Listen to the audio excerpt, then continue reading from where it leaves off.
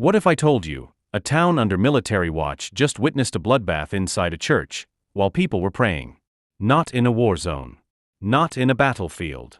But during a peaceful overnight vigil. And no one saw it coming?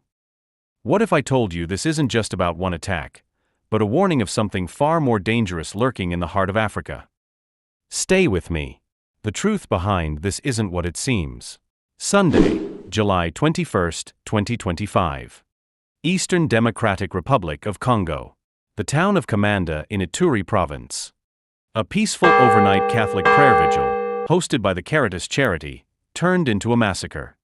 Dozens dead. Many still missing. Shops and homes burnt to the ground. The killers? Suspected members of the Allied Democratic Forces, ADF, a rebel group with ties to ISIS, armed with machetes and guns, stormed the church in a scene straight out of a horror film. And here's the shocking part. This town had security forces present.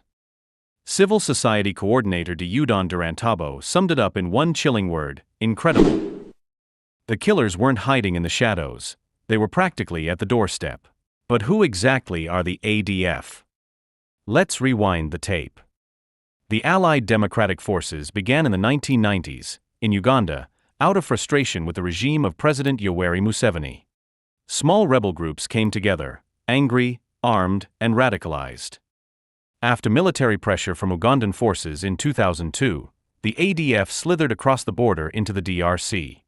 But this wasn't a retreat, it was a transformation. They regrouped, rearmed, and rebranded, this time, aligning with the global jihadist movement, pledging allegiance to the Islamic State. And since then, they've been spreading chaos across the eastern Congo, thousands dead, villages flattened, and entire regions living in fear. This isn't some ragtag rebel group anymore. This is a transnational terror network, quietly expanding while the world looks away. Just earlier this month, in July 2025, the ADF launched another major assault in Ituri province. The United Nations called it a bloodbath. And that's not just a metaphor. Bodies mutilated. Civilians ambushed. Families erased in one night. The UN peacekeeping mission MONUSCO condemned the attacks, but words aren't stopping the bullets. The Congolese army, already overstretched, is battling not just the ADF, but the M23 rebels, backed by Rwanda, in another part of the east.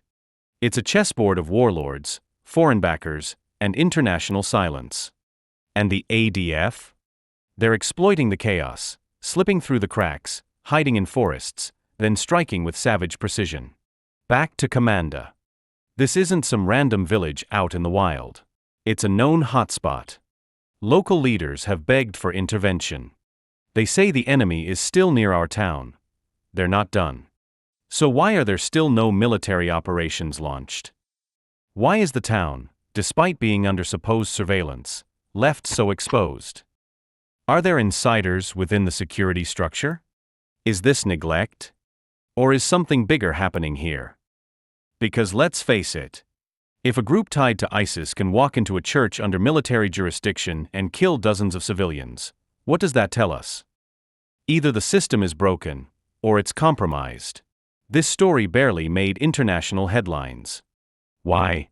Is it because it's the DRC, and the world has simply decided Congolese lives don't matter? Is it because this kind of violence has become too common, too routine, too expected? Or maybe it's because no one wants to talk about how armed groups with global terrorist ties are growing roots in African soil, with little resistance. The silence around Kamanda speaks volumes. And while global powers play politics, communities like this are left to burn.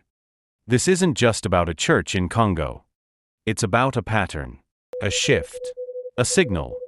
Because when terrorists walk freely into prayer vigils with guns, when governments say we didn't see it coming, and when the world shrugs, we are all one step closer to the edge. So here's the question you should be asking right now: what else is being ignored until it explodes? This is Avalanche Facts. If you're not subscribed yet, now's the time. Because we don't just follow the headlines, we go behind the silence. Stay awake, stay alert, and stay tuned.